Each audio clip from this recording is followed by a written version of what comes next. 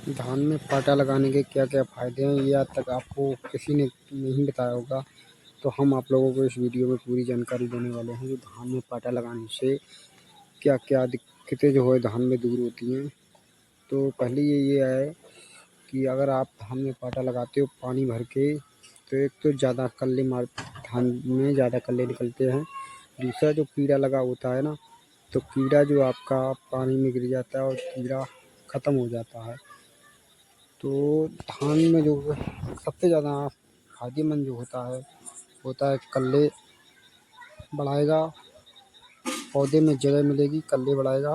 दूसरी चीज़ है आपका जो है कीड़ा, धान में कभी भी कीड़ा नहीं लगेगा। आप पाटा लगाओगे, इस तरह से पाटा लगा रहे तो कीड़ा नहीं लगेगा धान में, और ज़्यादा से ज़्यादा धान में कल्ले बढ़ाने का काम करेगा। तो वीडियो पूरी देखना और ज़्यादा से ज़्यादा शेयर करना। जानकारी अच्छी लगी हो तो वीडियो को